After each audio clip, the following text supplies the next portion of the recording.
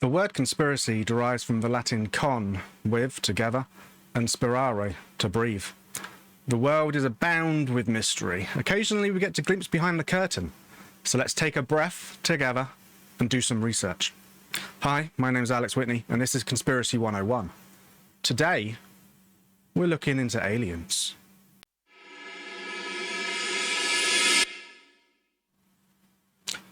More specifically, types of aliens. There are obviously a lot of conspiracies surrounding aliens, and today we're going to be looking at the different types, so that when we come to the various conspiracies, I know what you're thinking, Roswell, etc., Area 51, we can look back and go, oh, it's this type of alien, rather than being confounded by the myriad of seemingly extraterrestrial life and the different types. I don't want that. Now, instead of starting with Wikipedia, as any good internet researcher does, we are going to be first doing something a little bit different. Hey, I'm starting to figure this out. Look at that bad boy. You're getting a little glimpse of behind the scenes. I'm not sponsored by Dell, so just ignore that.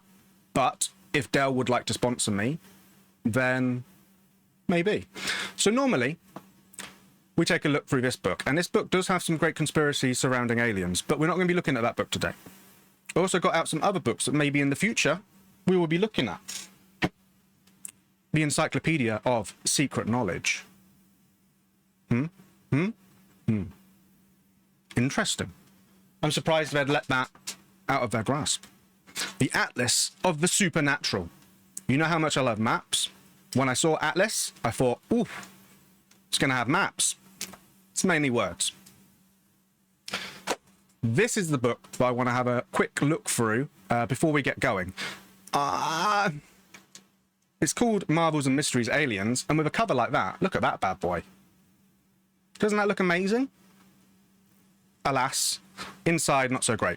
So, it has a few different things, information that we might need in the future. For example, the Hills, when they got abducted. Let's have a look at the thingy. There was one that I thought was really interesting. So here we go. We've got Alien Revelations, Unended Journey, Abductions, Close Encounters, Alien Threat, Fisherman, Good, Bad, and the Ugly. There was one, Aliens Within, who are the humanoids. Interesting. Signals Through Space, Eyewitnesses. Is there more? I swear there was one that was really interesting. Maybe I've just gone past it. Alien Variations. There we go. That's what we were looking for. So, if we go to Alien Variations, and obviously this book is chock full of different information and different imagery of aliens, which we will definitely be getting into on tonight's show. Aliens. That's a picture of a baby. Is there an alien in there? Is that alien hiding in that baby? I'm hoping that they find... Oh, that's really graphic. I hope you didn't see that. That was literally a baby being born. Antichrist, spaceships, Men in Black, etc., etc. But also alien variations. Could today's aliens perhaps be the fairies and demons of yesteryear? And do such sightings maybe point to some basic human need? So that's a really interesting... What is that? Entry to the left was seen by Jean Hingley in 1979, and was one of 3 who came into her house to try to talk to people. Are fairies actually just aliens? And this also comes down to the idea of, are they extraterrestrial or are they extra-dimensional? I'm not going to be looking at that book today again, but there is definitely something to consider when we are doing further research. For example, I did that with my phone. I'm very impressed with myself. Right, let me just try and reorganize so I can make notes. Okay, right, where do we start? Where do we start? Where do we start? Let me get rid of... we start with incognito mode. There's one thing I want you all to know is don't let anybody see your stuff. Still not sponsored by a VPN though. List of alleged. I don't like that. I'm not a fan of that word. Alleged. What does that word even mean?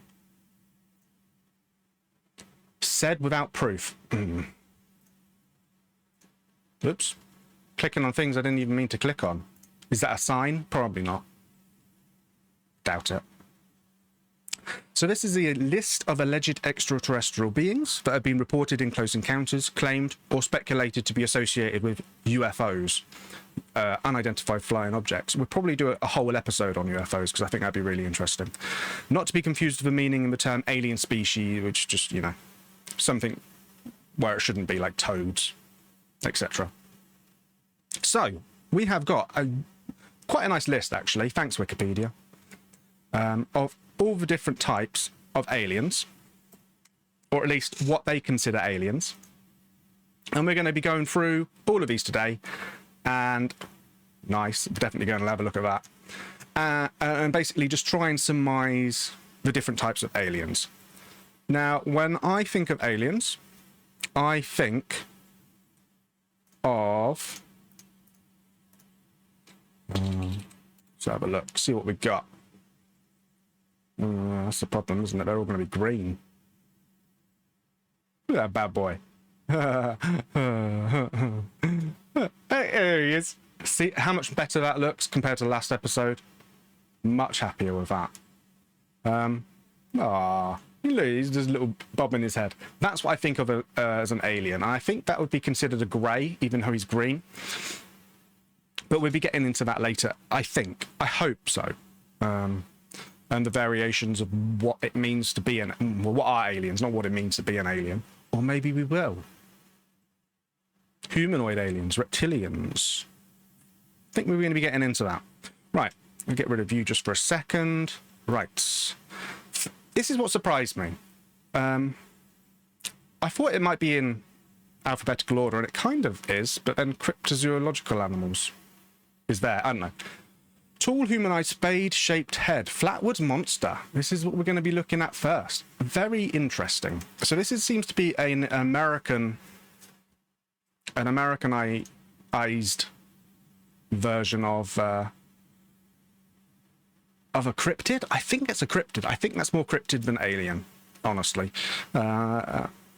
And I'm sure at some point we're going to go through cryptids because I love cryptids and cryptozoology, but that doesn't strike me as very alien. But let's read through.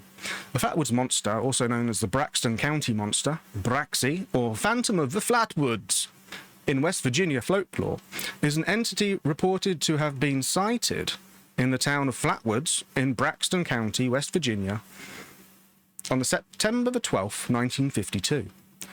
After a bright object crossed the night sky, over 50 years later, investigators concluded the light was a meteor and the creature was a barn owl, perched in a tree, with shadows making it appear to be a large humanoid. I have a story about that, actually. I was driving once. I used to take my wife to work, and she used to do 12-hour shifts. So I used to drive really early in the morning and quite late at night. So I was driving early in the morning to go pick her up. And honest to God, this is more cryptid than an alien. I don't really have... Oh, I do have an alien story. I have to remember the alien story. I'm going to write that. I'm going to write that on my canvas. So the next time I'm just going to put alien story. There you go. Story 6. No, I don't have 6 stories. So I was driving early in the morning, and again, like I said, this is more cryptid, and I'll talk about it when we do cryptids.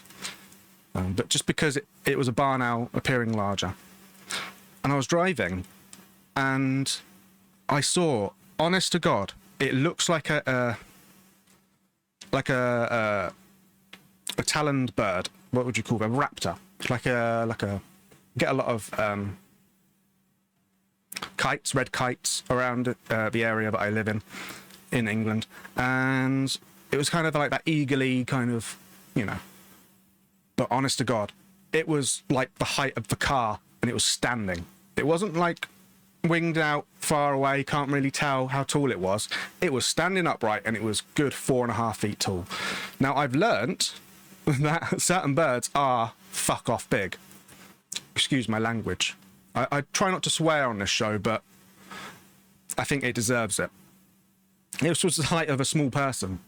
And I remember driving past it and being like, what was that? Did my eyes deceive me? What I saw was real or not?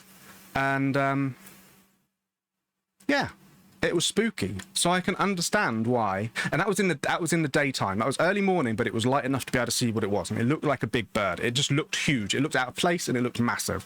And I had to double check to see if it was actually what I thought it was. You know, it wasn't sort of like a lamppost or something. And it took, concentrating on it, bleary-eyed in the morning. No, it was a massive bird. Was it a cryptid? Maybe. Maybe we'll discuss that in the future. Maybe it was a harbinger of death. Although that was a long time ago and I haven't died, so maybe. But if that was at night, whew, if that was in the middle of the road, if I had a shining... Right, let's read about the history of the Flatwoods Monster. I don't think we're going to be here for very, very long, because I don't feel like this is an alien. I feel like this is a cryptid. At 7:15 p.m. on September 12th, 1952, two brothers, Edward and Fred May, and their friend Tommy Hyer, said that they saw a bright object cross the sky and land on the property of local farm G. Baylor Fisher.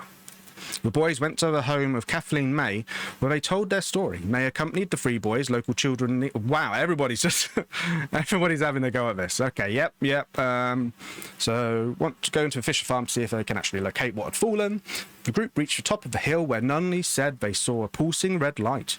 Lemon said he aimed a flashlight in the direction and momentarily saw a tall man-like figure with a round red face surrounded by a pointed hood-like shape.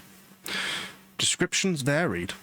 In an article for Fate magazine, based on his tape-recorded interviews, UFO writer Gray? His name's Gray. His name's not actually Gary.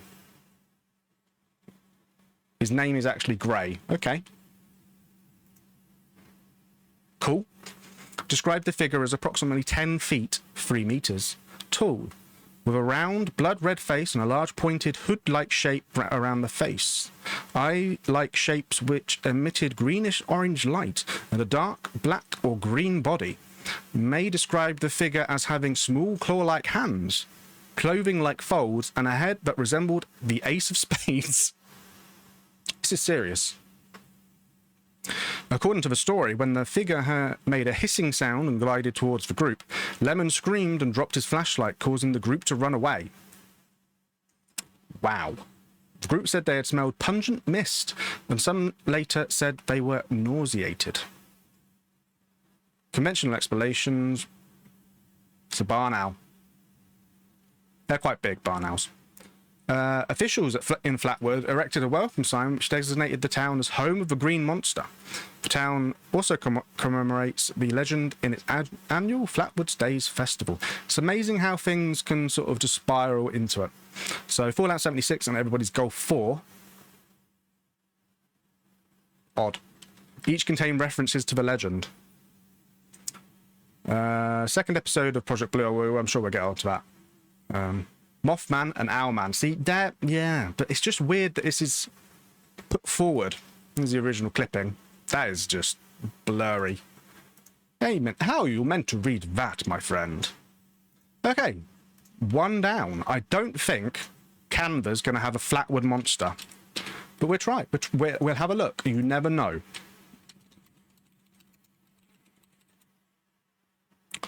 It's got a lot of monsters. Let's just go barn owl. Boop. Apologies. Stick you. Quite small. Although 10 foot, yeah, that's taller than the giants we were looking at last week. Boom. Go stick you in the corner. Not forgetting Alien Story 6. I will remember. Okay, let's go back. Greys. Here we go. Here we go. Here we go. Here we go. Here we go. Here we go. Straight into the big guns. Bit the right way around. Oh, it's green. The thing's green. That's why it's showing through. I'm not sponsored by them.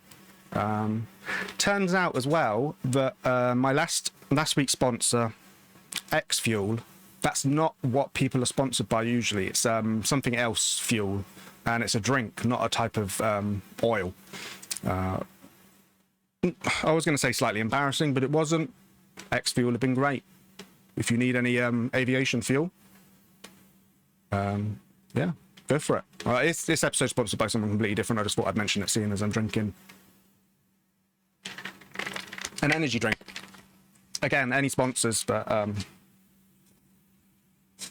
would like to offer their wares, I say yes to anything.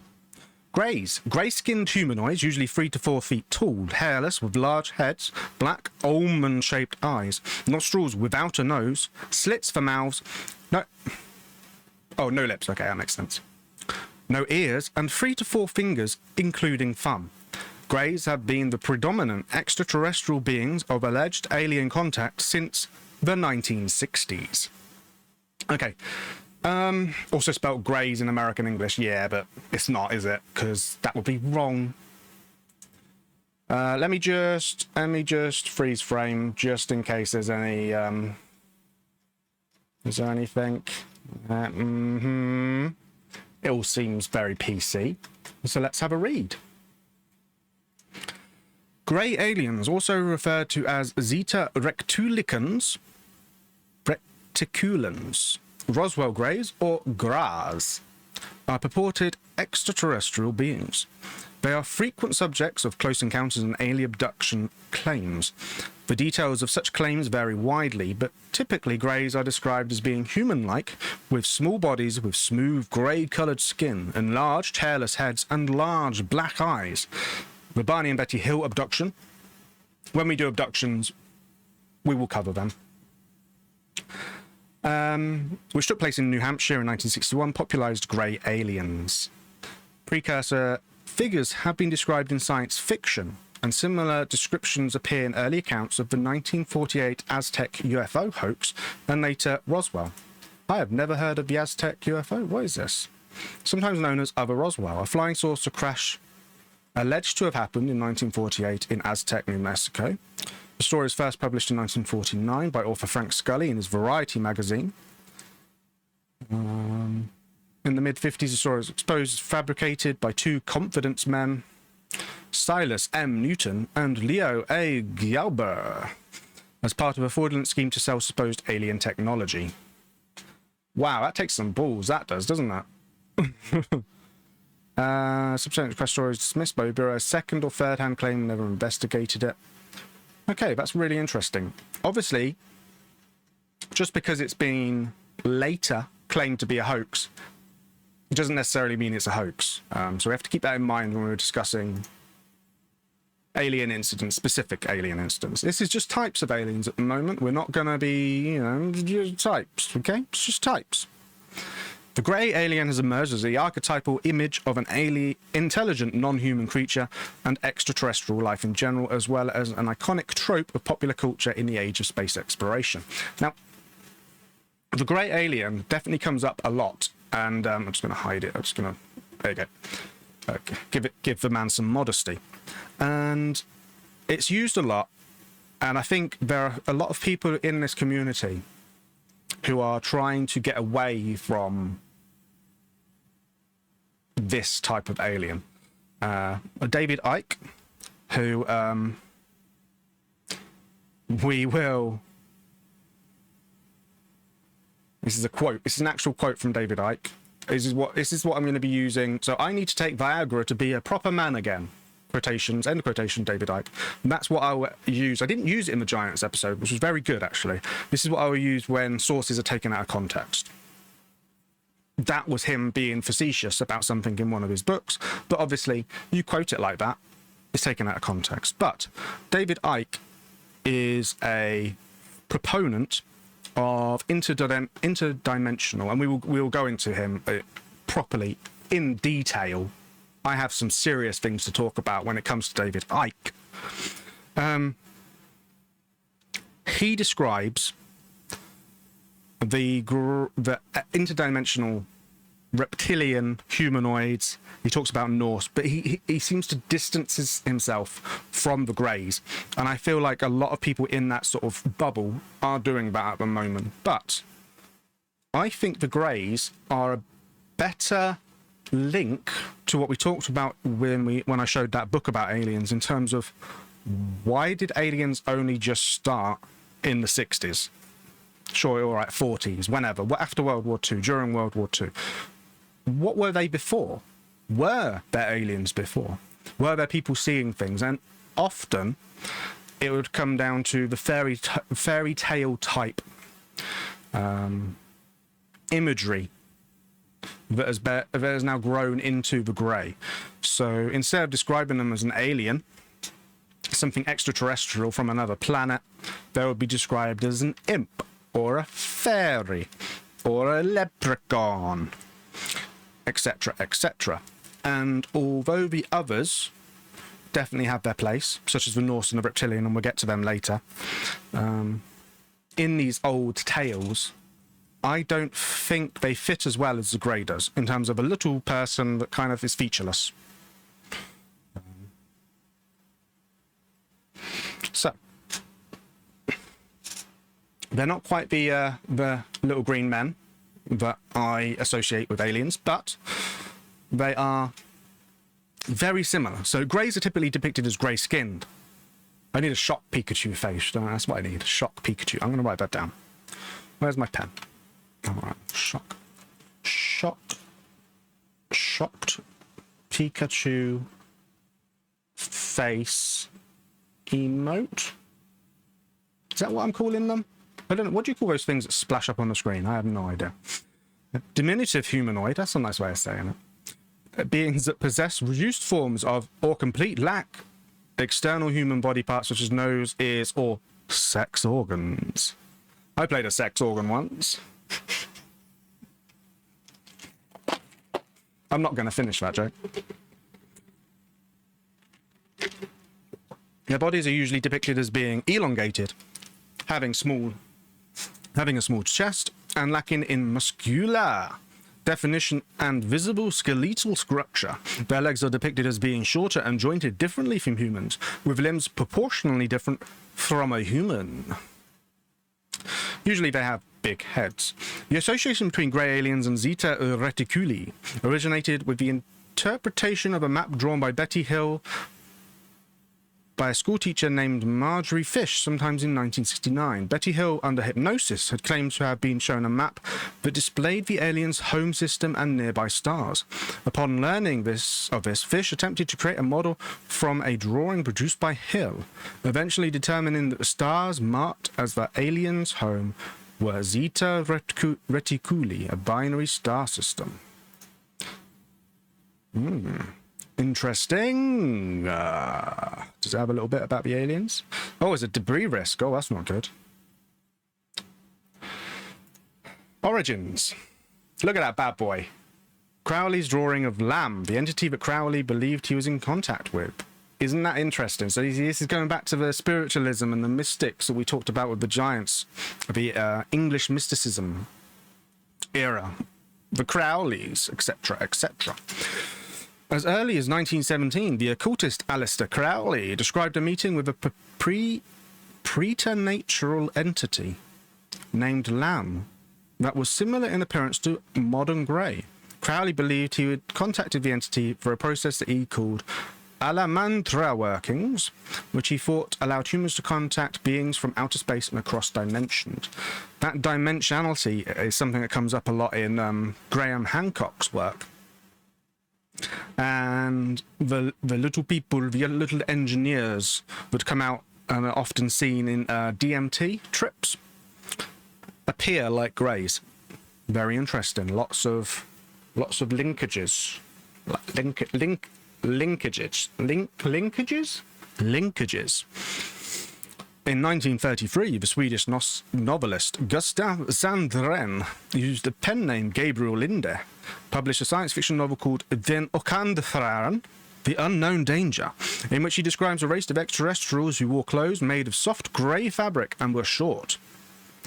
And then obviously we've got the abductions, diffusion into folklore. Again, like, you know, we're talking about fairies, that's folklore. Aliens have now become folklore. 73% of reported alien encounters in the US are described as grey aliens. Right, that is, I feel like that's important. So let's get this bad boy up, and, oh, we need a grey, don't we? So let's get a grey alien. Will it let me do that? It will, awesome. Oh, I like that guy.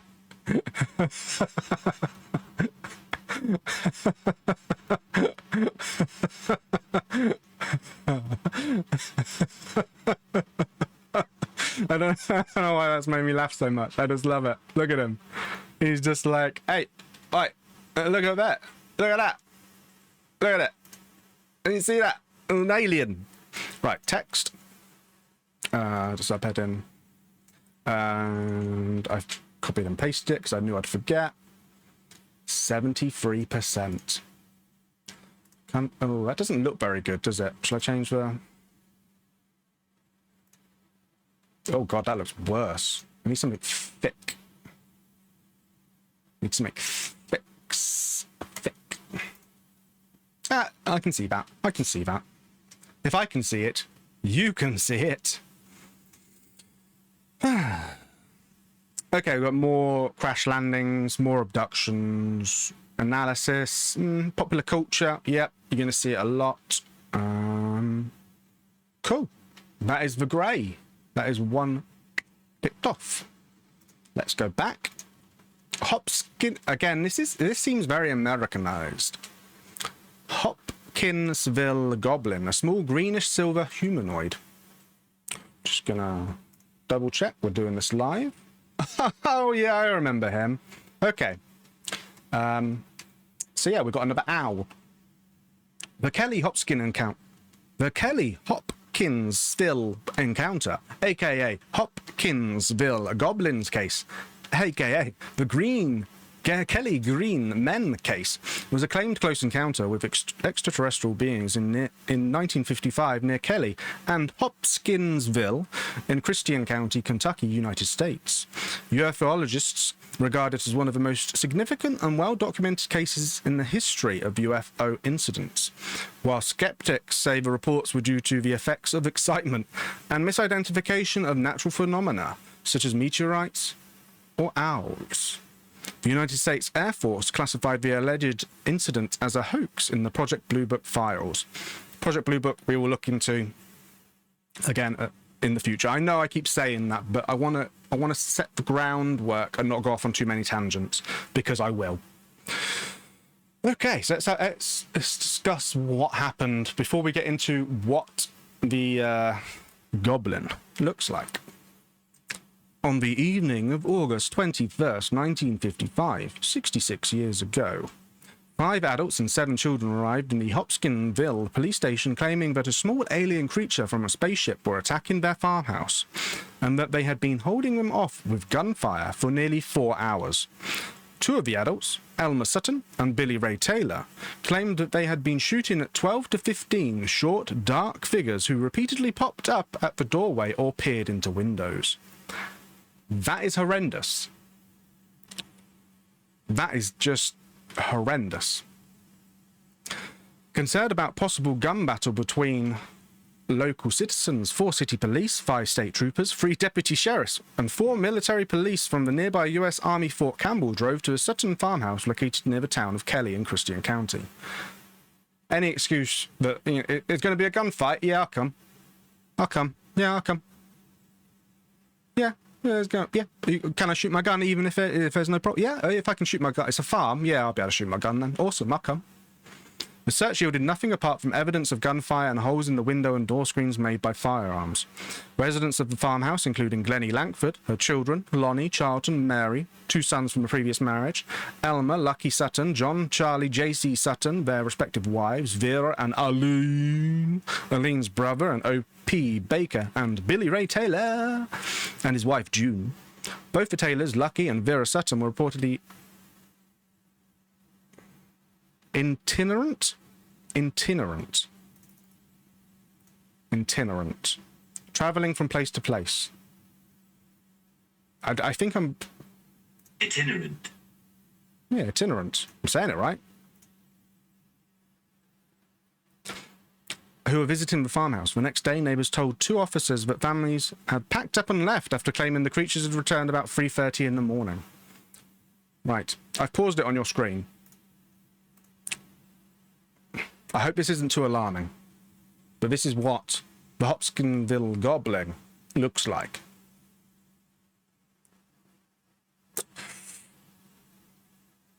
It's another owl.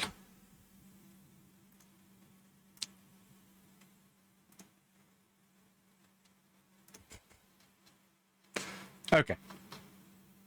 The family's claims received widespread coverage in local and national press. Early articles did not refer to little green men. The colour was later added to some newspaper stories. Estimates of the size of the alleged creatures varied from 2 to 4 feet, and details such as large pointy ears, claw-like hands, eyes that glowed yellow, and spindly legs later appeared in various media. It's not green, is it? It's not green. Psychologists Rodney Smolt and Scott Linenfield cite the alleged incident as an example of pseudoscience and an extraordinary claim. So, extraordinary claim is extraordinary proof. That's what I was going to get to help students develop critical thinking skills. So, instead of saying, you know, what is likely to it be? Is it likely to be an alien? Or is it more likely to just be an owl? French ufologist Renaud Leclerc also argued in a publication that the best explanation in this case is a great horned owl.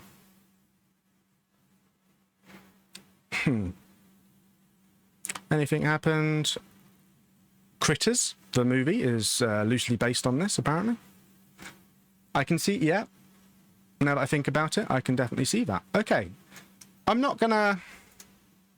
I don't think that's a great one, but the idea of little goblin-like creatures definitely seems to be a recurring thought.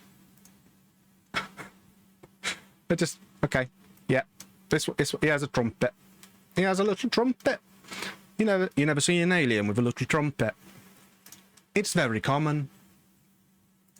Right, Little Green Man. The classic. Nothing weird on this Wikipedia article, thank you. Little Green Men is a stereotypical portrayal of extraterrestrials as little humanoid creatures with green skin and sometimes with antennae on their heads. The term is also sometimes used to describe gremlins, mythical creatures known for causing problems in airplanes and mechanical devices. Today, these creatures are more commonly associated with the alleged alien species called the Greys, whose skin colour is described as not green, but grey. During the reports of flying saucers in the 1950s, the term Little Green Men came into popular usage in reference to aliens. In one classic case, the Kelly Hopkinsville sighting in 1955, we've just read that. So Little Green Men seems to be a variation on the Greys, doesn't it? The Greys took off with more sightings, and maybe the green colour is just people getting it wrong. Usage of the term clearly predates the 1955 incident. For example, in England, reference to little green men or children dates back to the 12th century. Green children of Woolpit. Very interesting. Oh, this is spooky. The legend of the Green Children of Woolpit concerns 2 children of unusual skin colour who reportedly appeared in the village of Woolpit in Suffolk, England, sometime in the 12th century, perhaps during the reign of King Stephen. The children, brother and sister, were of generally normal appearance except for the green colour of their skin. They spoke in an unknown language and would only eat raw, broad beans. Eventually, they learnt to eat other food and lost their green colour. But the boy was sickly and died soon after his sister was baptized. The girl adjusted to her new life, but she was considered to be rather loose and wanton in her conduct. After she learned to speak English, the girl explained that she and her brother had come from a land where the sun never shone.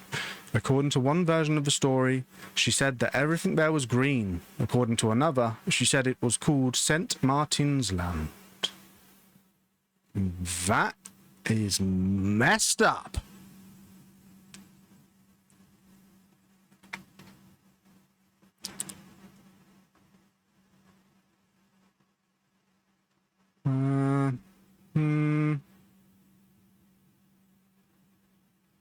Little mystery. It's just folklore. Very interesting. Very, very interesting, but nothing to do with aliens. So let's just move on before I get distracted. Pea green in contrast to the white inhabitants of Earth. Okay, green men of Mars. Yep, little green men allegedly captured in a spaceship in Nebula, southeast Italy. Buck Rogers.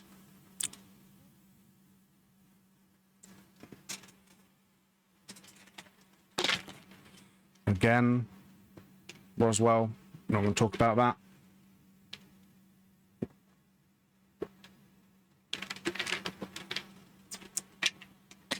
Ooh. Aliens living among the human population. Okay, this is just a current usage. There we go. Little green aliens, eternal little green men, falling out of general uses. Used in serious science fiction circles and most commonly used to ridicule the notion that aliens may exist. With a few exceptions, such as Yoda in the Star Wars movie saga. A derisive usage can be seen in the original Star Trek episode Tomorrow is Yesterday, set in 1969. Okay. Captain Kirk captured by the US Air Force while... Oh, okay.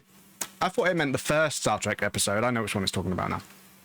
While attempting to steal film showing the Enterprise in Earth atmosphere, calls himself a little green man from Alpha Centuria, while interrogated by the base security officer. Yes. Okie dokie. Interesting. Not necessarily what I'd expect, but God, I love that little dude. I'm going to keep the nodding die. Okie dokie. Nordic aliens. Now, this is a really interesting one I don't think a lot of people know about. Speaking is difficult. Humanoids with stereotypical Nordic features, tall, blonde hair, blue eyes, and are featured in several cases of contact. It is said that they are from ancient Earth, but presenting themselves as extraterrestrials. In the past, they moved from living on the surface to living underground, around the Himalayas area after a natural event.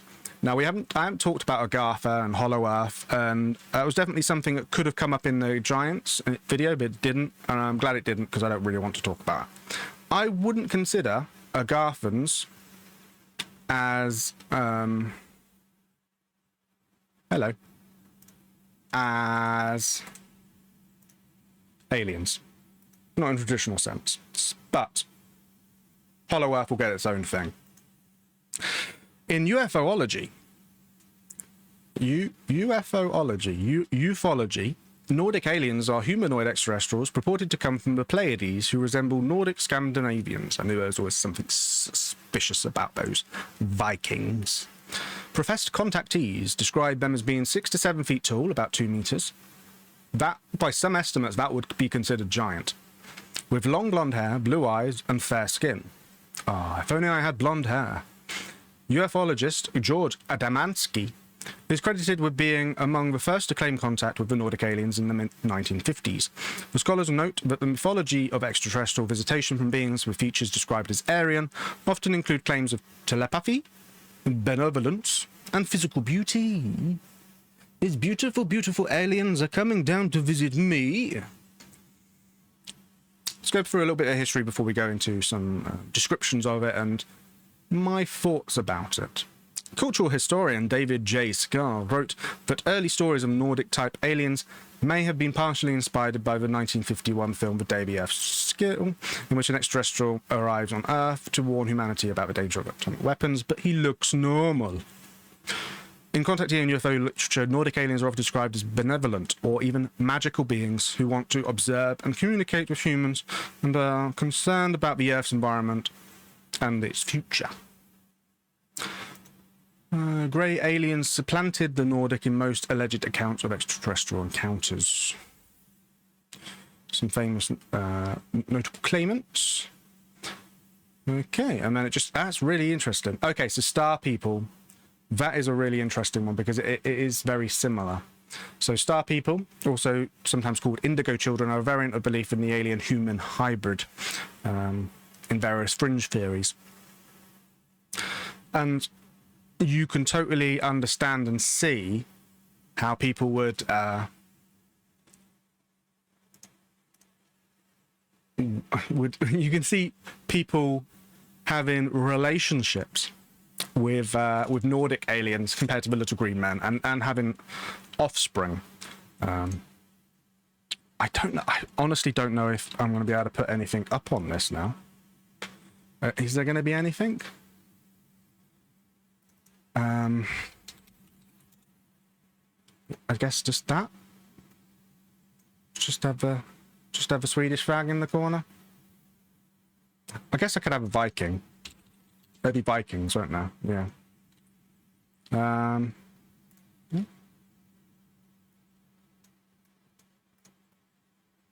Hey, who says we don't have fun here?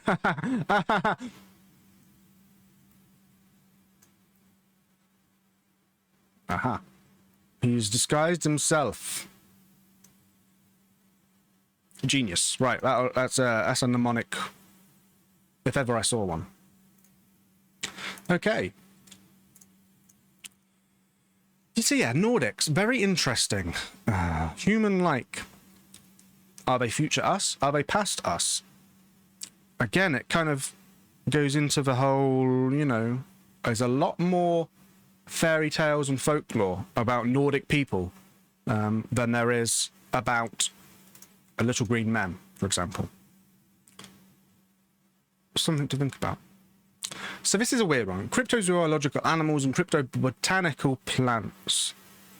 I don't see these as necessarily aliens. Let's read on. Some claim that many of the alleged real creatures from the Fortean archives and related reports of anomalous phenomena are actually extraterrestrial or mixed origin, such as extraterrestrial hypothesis, such as in the extraterrestrial hypothesis, the interdimensional hypothesis, or the cryptoterrestrial hypothesis. So extraterrestrial, coming from space. Interdimensional is coming from a different dimension, but maybe we can't see ourselves. And then cryptoterrestrial is, that's just linking to someone. Cryptoterrestrial is basically they're living somewhere on Earth that we can't have access or don't have access to. Again, that kind of goes back to Agartha. But also it might just be high altitudes, low under the water, you know, all that kind of stuff. Sometimes these creatures are associated with the occult or with esotericism. That word. Or linked with supernatural or paranormal phenomena.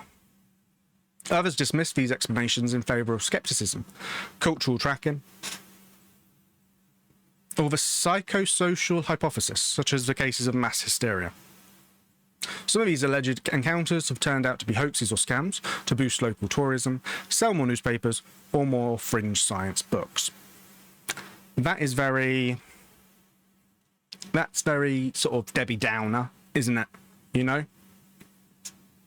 Why can't we just be a bit happy about it? Why do you have to be a Debbie Downer? Okay, so I'm going to read them, but I'm not going to go into them. I'm not going to talk about them because I don't think they are on the same level that we're talking about, at least for now. All of these individuals, Mothman, Jersey Devil, Loch Ness, they deserve their own episodes, don't they? So, including from folklore, religion, e.g. the golem, that's from Judaism, mythology, e.g. dwarfs, the giants from Atlantis. We're doing Atlantis by itself, but still, giants from Atlantis? What? And even some reports of ghosts, poltergeists, and time travelers. Brackets, alleged. So we've got Mothman, Jersey Devil, Loch Ness, African Nomo, Mokele Mbebe, the yokai, in its many variants, the Quinamazetzin, and the Refate. Again, when we do cryptids, we'll be going through every single cryptid. At least once. At some point. Right, before we get into... Yes, cool. Before we get into reptilians and reptiloids, I just need to... a little moment from our sponsor. And today's sponsor is Farewell, the simpler way to deal with death. And we'll have a card around here.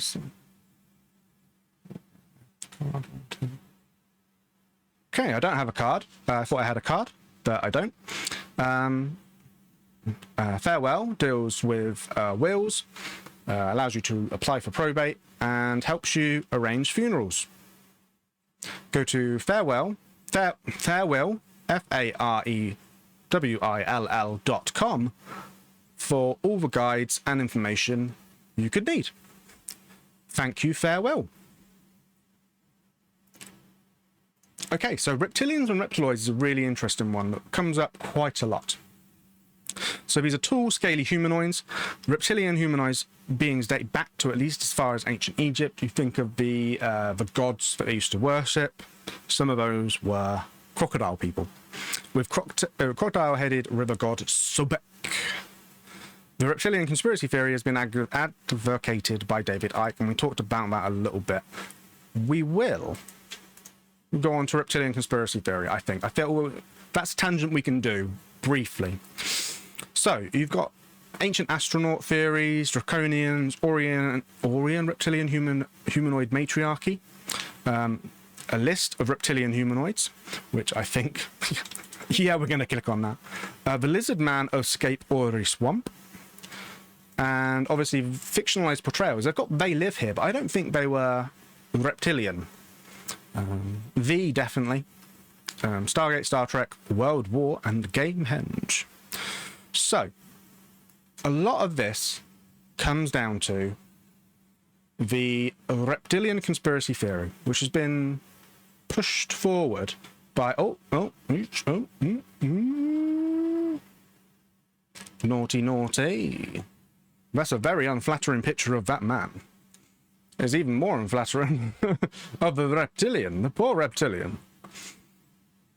Reptilians, also called reptoids, lizard people, archons, reptiloids, saurians, or draconians, are supposed reptilian humanoids, which play a prominent role in fantasy, science fiction, ufology, and conspiracy theories. The idea of reptilians was popularized, not invented, but popularized, by David Icke, the conspiracy theorist who claims that shape-shifting reptilians control Earth by taking on human form and gaining political power to manipulate human societies. Icke has stated on multiple occasions that many of the world leaders are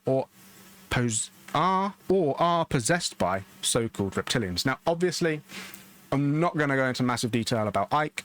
At some point we will. But suffice to say, he genuinely believes, at least as far as I can tell, that there are people there are reptilians out there in the world.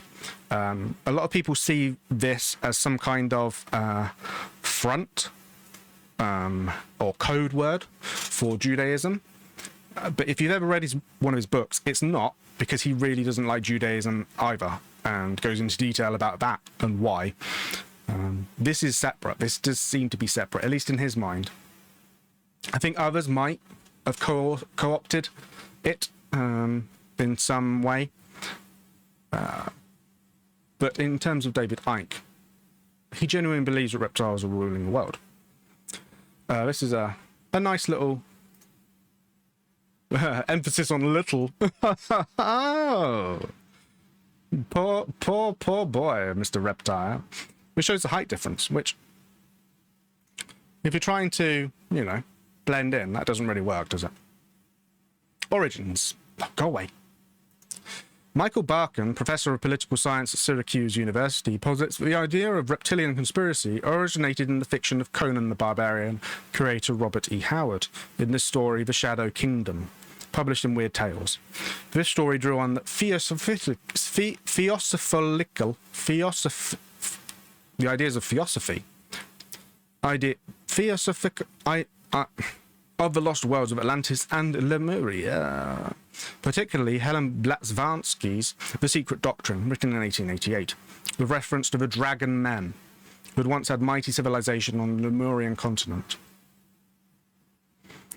It's one of those weird things how serpent men, the dragon men, you can see how someone who idolizes, worships dragons, reptiles, could be misconstrued as an actual reptile. Odd. Howard's serpent men were described as humanoids with human bodies and snake heads who were able to imitate humans at will and who lived in underground passages and used their shape-changing and mind control abilities to infiltrate humanity. Historian Edward Guillemont has argued that reptilian conspiracy theory, particularly as expounded by Icke, drew from earlier pseudo-historical legends developed during the colonization of Africa, particularly found in the Great Zimbabwe and the Mokele Mbebe. Alien abduction narratives sometimes allege contact with reptilian creatures. One of the earliest reports, I was going to say something, but I'm not going to say it now. One of the earliest reports was that of Ashland, Nebraska police officer Herbert Schmermer, who, under hypnosis, recalled being taken aboard a UFO in 1967 by humanoid beings with slightly reptilian appearance, who wore a winged serpent emblem on the left side of their chest. Skeptics consider his claims to be a hoax. Right, that's a nice sized paragraph to deal with Icke, and then I won't talk about it anymore. According to British conspiracy theorist, former goalkeeper, David Icke, who first published on this theme in his 1999 work, The Biggest Secret, tall, blood-drinking, shape-shifting reptilian humanoids from the Alpha Draconis star system, now hiding in underground bases, are the force behind the worldwide conspiracy against humanity. He contends that most of the world's ancient and modern leaders are related to these reptilians, including the Merovingian dynasty, the Rothschilds, the Bush family, and the British royal family. Icke's conspiracy theories now have supporters in up to 47 countries, and he has given lectures to crowds of up to 6,000 people. And those lectures are like 8 hours long. They are long. American writer Vicky Santillano included Icke's conspiracy theory in her list of 10 most popular conspiracy theories. A poll of Americans in 2013 by Public Policy Polling indicated 4% of registered voters believe in David Icke's ideas. 4%. I feel like that is needed on our little chart. Reptilian. If I remember, there's some really good ones of this. Look at that dude. He's a politician already. Look at that. That's awesome. Yeah, look at him. Just chilling. That's so cool. Right, I'm going to make him small. I'm going to get rid of I'm not a crook. And 4%. Stick you there. Move you down. 4% of Americans. Let's get a little USA flag. Just so that wasn't little. That was more than American. That was. Okie dokie. I'm liking that. So a lot of people believe that. Reptilians is really interesting. Could that have... Okay, so the list of reptilians is just mythology and... yeah. Okay. So... it's a really interesting idea. That there are people living among us who are somehow not of us, are different, and are able to convince other people that they are like us. And it doesn't really go into detail about how, which is a shame. So if we type in David Icke reptilian, he obviously really doesn't like the British royal family. This is what David Icke looks like, in case you want to know. He has a lot of information about how you can tell people are shapeshifters, and he has a lot of evidence that is video. So how to tell a reptilian alien shapeshifter, the lizard smile. When humans smile, the bottom teeth are rarely visible, but for reptilians, they are very visible like lizards. I feel like that's just picking on people who have, you know, funny mouths. I'm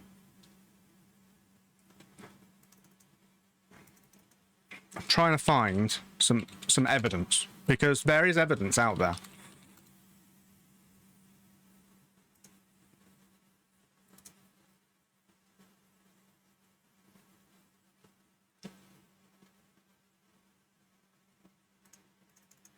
Reptilian conspiracy evidence. Again, I'm keeping it paused just in case. Okay,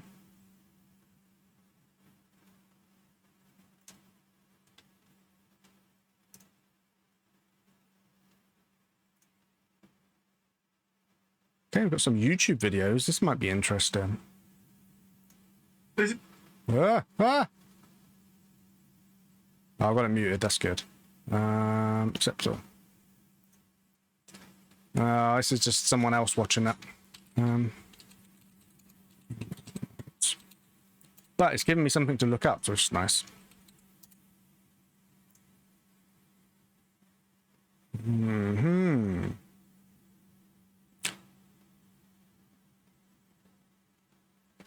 Yeah.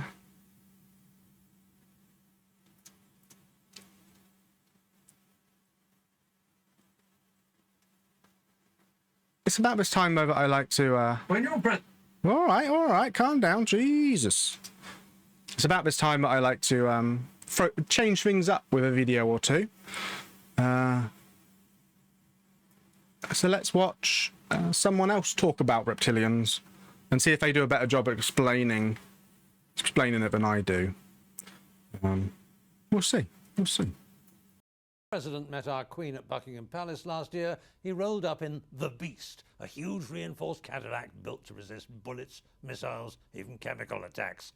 There were also 200 Secret Service agents in tow, although what they got up to in the evenings is anyone's guess. Buckingham Palace can be a pretty risky venue for visiting dignitaries. Her Majesty, of course, is always perfectly charming, but Monty, Holly and Willow are a law unto themselves. These three little corgi dogs may not look threatening, but they tend to chase people and then bite them. Now, 5 years ago, the Queen herself was spotted with a bandaged wrist after intervening to break up a canine squabble. The wound to the royal hand required 3 stitches. Corgis, of course, were originally bred to help round up cattle, so they usually go for your ankles. And when you see pictures of famous people with their heads bowed down in front of the Queen, they are probably on the lookout for those dogs. But you're thinking, why doesn't she simply lock them up when she's entertaining you? You don't know our Queen. I'm English, I am. I think he got on TV because he was the only English person they could find.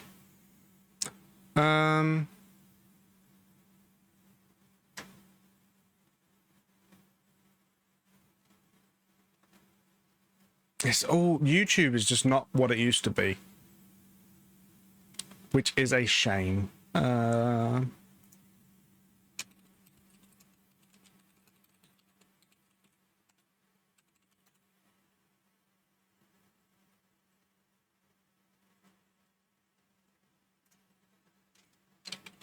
It just comes up with advert. It's just a bit crap, isn't it? It's all very.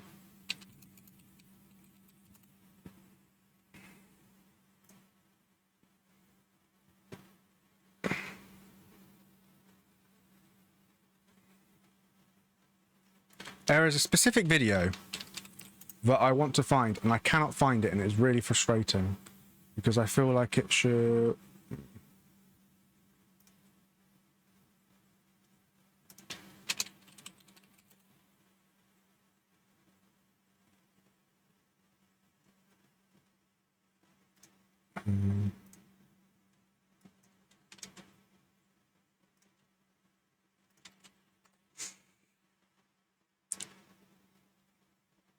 All it is just lots of people talking about David Icke rather than actually showing any footage of him or talking about him at all. He really doesn't like the royal family.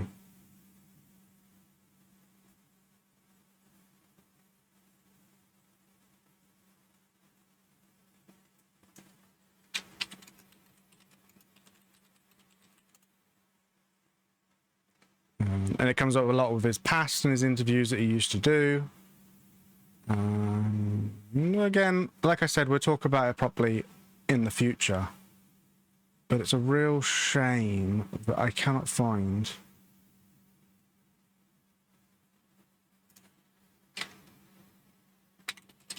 One more look. What we'll do is I'll just for a second.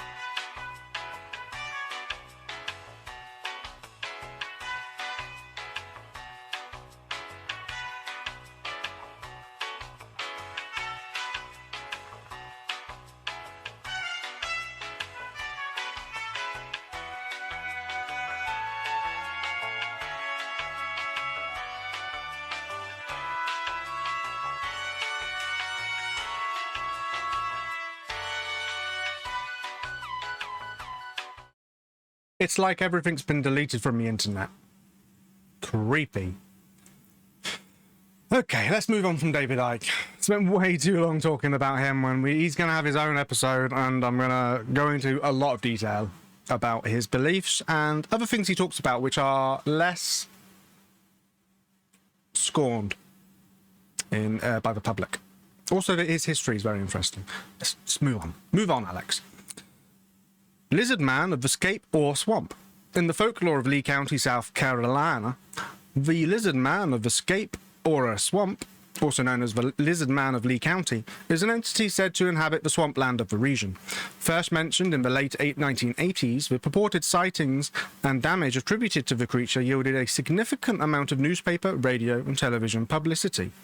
Professors of religious studies, Joseph P. Laycock, described the media frenzy and subsequent cult appreciation for this and other similar claims as following a predictable chain of events: a strange sighting, media attention, more sightings, followed by visits from curious tourists and monster hunters.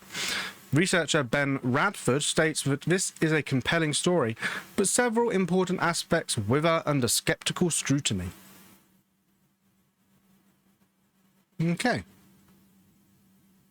Okay, this is quite a nice little story, so let's just read this. Again, is this going to be a cryptid or is this going to be an alien? It's an odd one, isn't it? On July 14, 1988, the Lee County Sheriff's Office investigated a report of a car damaged overnight while parking at the home in the area of Browntown, outside Bishopsville, South Carolina, on the edges of the Scape or Swamp. The car reportedly had tooth marks and scratches, with hair and muddy footprints left behind. Sheriff Liston Truesdale noted that this was the start of various claims that eventually coalesced into a story about a lizard man in the swamp. Prompted by news of the vehicle damage, 17-year-old local Christopher Davis reported to the sheriff that his car was damaged by a creature he described as green, wet-like, about 7 feet, 2.1 meters tall, and had 3 fingers, red eyes, skin like a lizard, snake-like scales 2 weeks prior. According to Davis, he was driving home from working the night shift at a fast food restaurant when his car got a flat tire. After fixing it, he saw a creature walking towards him. Davis got in his car and began to drive, but the creature was soon on top of the car. He applied his brakes, causing the creature to roll off the car, giving Davis enough time to escape. Coverage by newspapers and media resulted in increased attention for his claims. Local businesses began selling Lizard Man t-shirts, and the local Chamber of Commerce encouraged the media attention as good for the community. The increase in newspaper and media publicity prompted further reports of sightings. Oh, sorry, I had it freezed. And the area soon became a tourist attraction for visitors and hunters. Local radio station WCOCS offered £1 million reward for anybody who could capture the creature alive. On August 5th, Kenneth Orr, an airman station at Shaw Air Force Base, filed a police report alleging that he had encountered the lizard man on Highway 15 and he had shot and wounded it. He presented several scales and a small quantity of blood as evidence. Orr recanted his account 2 days later when he was arraigned for unlawfully carrying a pistol and the misdemeanor offence of filing a false police report. According to Orr, he had hoaxed the sighting in order to keep stories about the lizard man in circulation. Reports of the creature gradually declined, and at the end of the summer, local law enforcement officials speculated that sightings were likely to have been caused by a bear. But at least it's not a, ow. There are ups and downs, aren't there, with all this kind of stuff. Okay. I think that is the end of the reptiles. Okay, so that's an interesting one. A lot of information there. Okay, rods. Elongated visual artifacts appearing in photos and video recordings, sometimes claimed to be extraterrestrial beings, generally thought to be caused by motion blur from flying insects.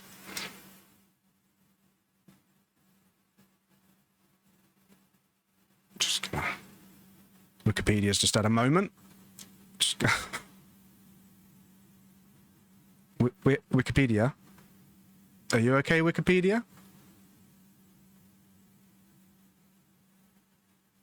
Okay. In cryptozoology and ufology, rods, also known as skyfish, air rods, or solar entities, are elongated visual artifacts appearing in photographic images and video recordings. Some paranormal proponents claim them to be extraterrestrial life forms, extra-dimensional creatures, or very small UFOs. However, these artifacts appear naturally in video and outdoor photography as a result of optical illusion due to motion blur, especially in interlaced video recordings, and are typically after-image trails of flying insects and their wing beats. A lot of people think it's just tricks of the light. Yeah. Paranormal claims.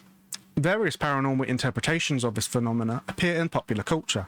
One of the more outspoken proponents of rods as alien life forms was the late Jose Escamilla, who claimed to have been the first to film them on March 19th, 1944 in Roswell, New Mexico, while attempting to film a UFO.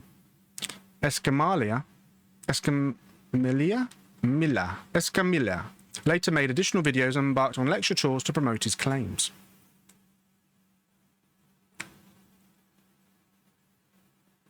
I don't think it's my end. I genuinely think Wikipedia's just having a moment. And it just comes back to him, to this. Okay, that's interesting. Orbs.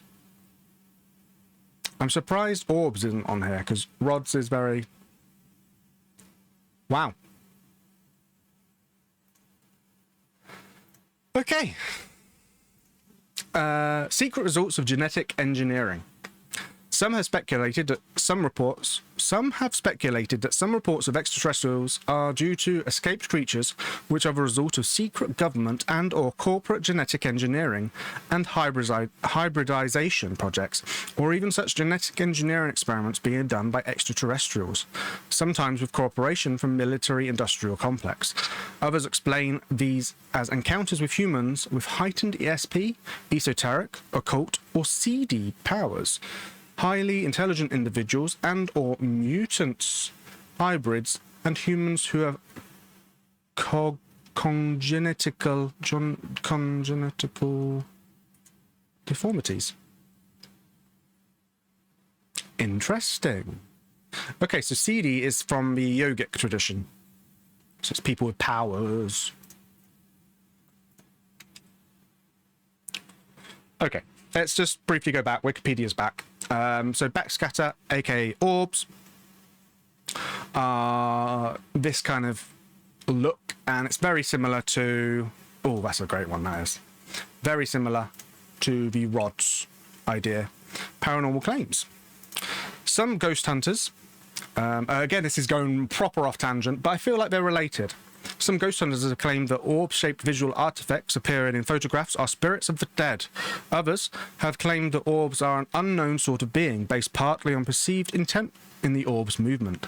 Such perception have been interpreted by Michael Shermer as examples of agency. Prominent paranormal investigators, such as Joe Nickel, have agreed with skeptic debunkers' assessments that orbs result from the natural phenomena like insects, dust, pollen, or water droplets. A single orb in the center of a photo at the person's knee level. Nice. Okay, so some super soldiers. Ilyushenka. I'm not sure if I'm going to be able to show this one. Oh, it doesn't have any pictures. Awesome. Human-animal hybrids and Men in Black. And I feel like we should end on Men in Black. This has been a very Wikipedia-centered episode, hasn't it? We haven't really gone outside the comfort zone of Wikipedia, but... Okay, so Ilyushenka, or the Christian dwarf, is believed to be a prematurely born female baby with many deformities found in the village of Carolia in Russia in 1996. Subsequently, the remains were lost and only photos and videos survive. Various supernatural and mystical explanations arose. I'm going to let you Google that if you want to, but I'm not going to show any pictures. A small human fetus, given the name Ilyushenka, was found by an elderly woman, Tamari Vashinyevya. The fetus had an unusual appearance, giving rise to rumours of an extraterrestrial origin. The local population readily supported this rumour, collecting fees and reporters for interviews. At least 2 Japanese companies made documentaries about the remains. And this is very similar to the Star Children or the Indigo Children, which we talked about before.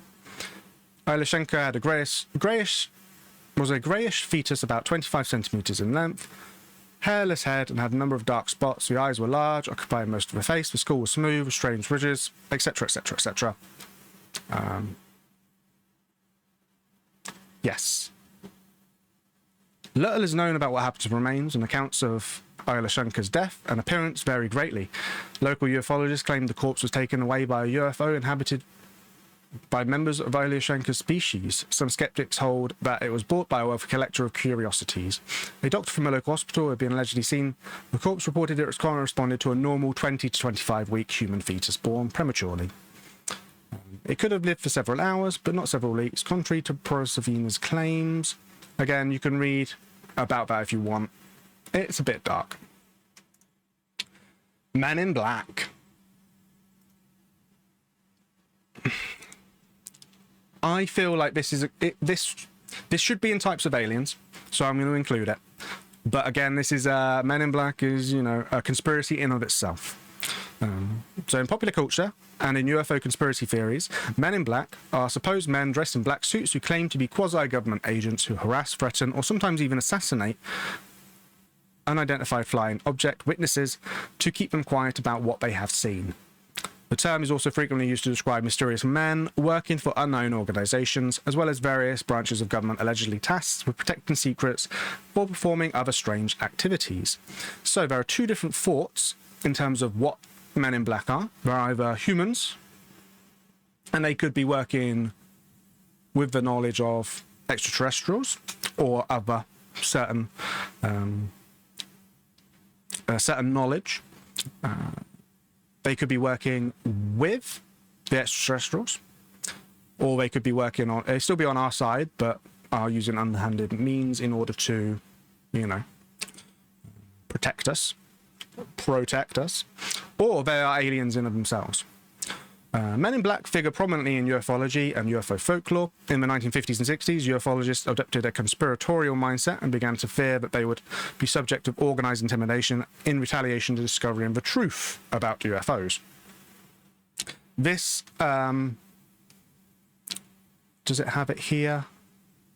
This fits in really well with a specific conspiracy theory, which we will go into. It doesn't talk about it. That's interesting. So, obviously massive in popular media. And let's just read this. In 1947, Harold Dahl, claiming to have been warned not to talk about his alleged UFO sighting on Maury Island by a man in a dark suit. In the mid-50s, ufologist Albert K. Bender claimed he was visited by men in dark suits. Exotic facial features. Right, let's have a look, see if we got Men in Black in here. Not really.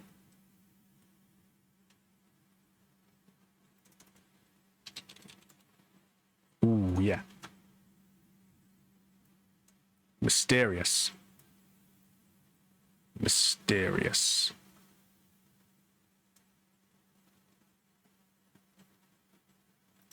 Oops. Oh, no, what am I doing? No. It's not what I want to do. I want to change the position. There we go. Perfect. Let's move that back one more.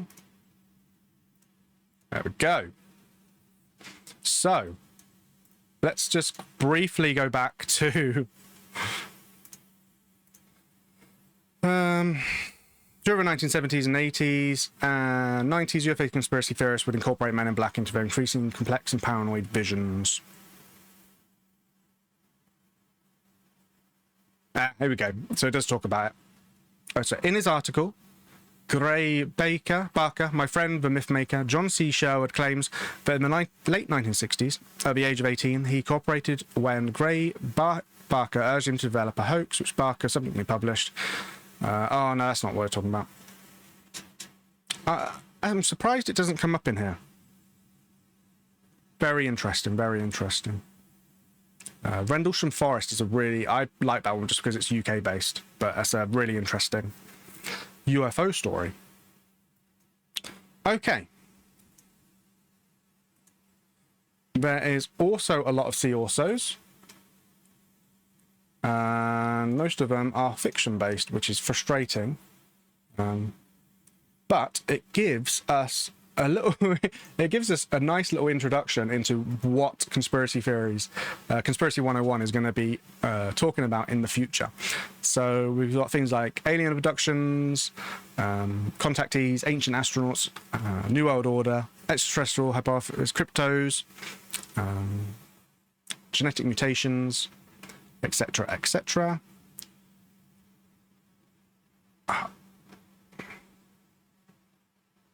Green, it scared him for the rest of his life. Scary. Right, let's just quickly go on a couple of these.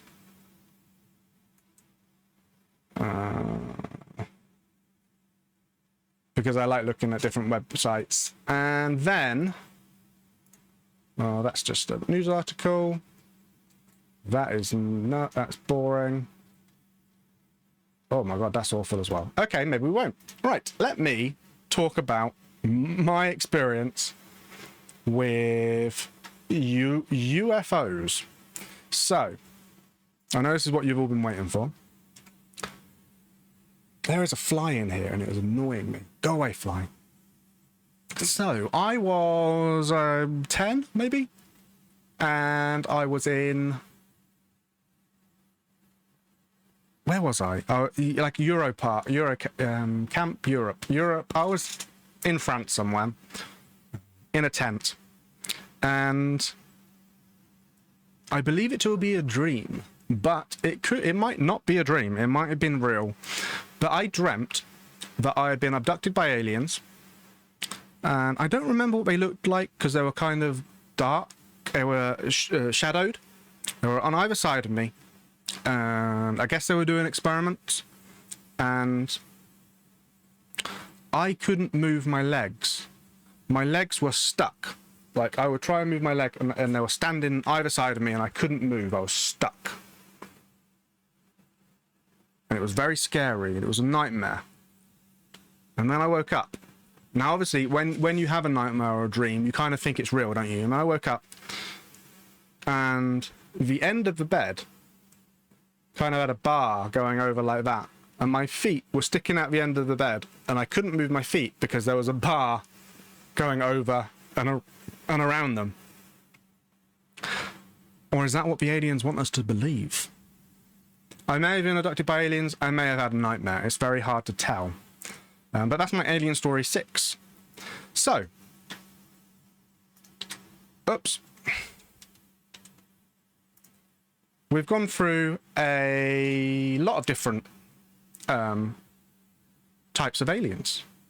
You know, we've got the normal greys, which are very close to the little green men of yore. We've got the mixture of fairy tales and how that introduced, how it emerged, didn't it, into the alien phenomena that we understand now. Why aren't you moving? There we go. And the Greys and the Norse and the Little Green Men seem to occupy the majority of what people see. They are the crypto extraterrestrials that are very similar to cryptids that we see, and most of them do seem to be owls, which, you know, my story included, very owl-like. And then we've got the reptilians, which again, are they extraterrestrial or are they some kind of secret organization trying to take over us? So the majority of what we looked at today was centered around 3 different types of alien. So when we go into the different abductions and the different abductions and the different stories, I think it'd be very interesting to see if we can move it back to the different types of aliens that we've seen, and maybe in the future we might be able to see a different type of alien other than just a little green man, a Norwegian, or a iguana that someone's holding in front of their face. Right, I think we've reached the limit of what we can be, what can be learnt today, at least within that remit. There's definitely a lot of different tangents that we're definitely going to go on in the future. But before we finish, conspiracies can be a little heavy, so every episode I like to do something a little bit lighthearted and talk about something a little bit different. Now, we've just stayed on Wikipedia, and thankfully it's still up. But today's article that I want to talk about is Impossible Colours. We've been talking about green men and the greys, and Impossible Colours is really odd. Really odd. So impossible colours are colours that do not appear in ordinary visual functioning.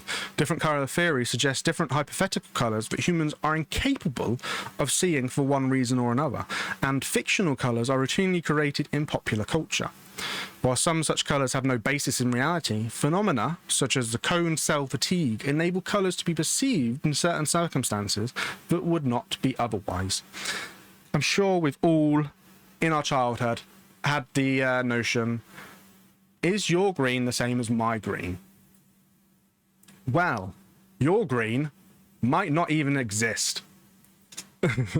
So the color opponent process is a color theory that states that human visual system interprets information about color by processing signals from cone and rod cells in an antagonistic manner.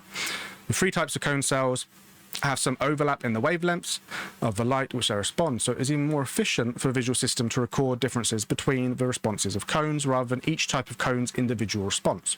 The opponent color theory suggests that there are three opponent channels: red versus green, blue versus yellow, black versus white. Responses to one color of an opponent channel are antagonistic to those to the other color, and signals output from place on the retina can contain one or the other, but not both, for each opponent pair.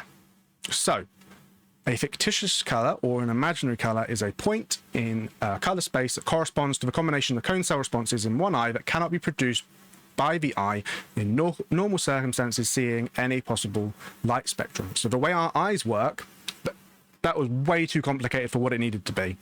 Oh, is there a simple version of this? No. So you know where the language is in Wikipedia. If you don't, where it says EN for English, or I guess DE for German, etc., etc. If you type in simple, there is a version of Wikipedia called Simple Wikipedia where it just basically explains things really for people who are. So, for example, if your second language is English and you want to read it in English, it'll explain it. It doesn't have one for impossible colors. So, when your eyes can only perceive, work in a certain way where basically certain colors can't be seen just because of the way our eyes work. Which I think is really interesting. So chimerical color is an imaginary color that can be seen temporarily by looking steadily at a strong color until some of the cone cells become fatigued, temporarily changing the color sensitivities and then looking at a markedly different color. If you want to go on that, you can click on it and see if you can see different types of colors. It's like one of those eye test things, isn't it? According to opponent process theory, under normal circumstances, there is no hue that could be described as a mixture of the opponent hues. That is, a hue looking red-green or yellow-blue. So they did eye tracking, circles and patterns, printed, rotated. Okay, so different things. Different fictional accounts of different impossible colours. And then bastard colour. In theatre lighting, typically in a colour gel or a colour blended with small amounts of complementary colours. Different types of greys.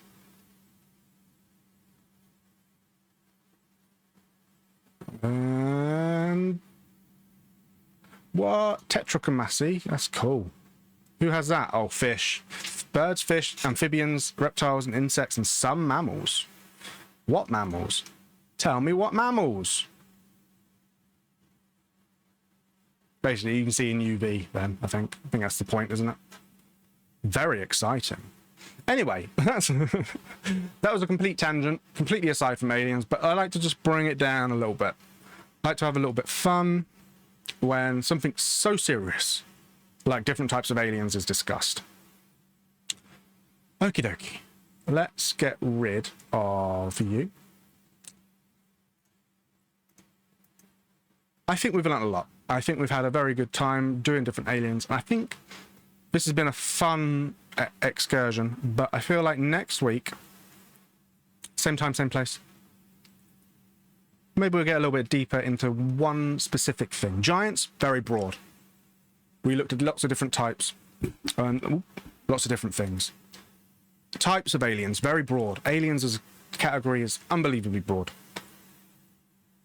We need something specific. We need something that we can really get our claws into. Thank you very much for watching.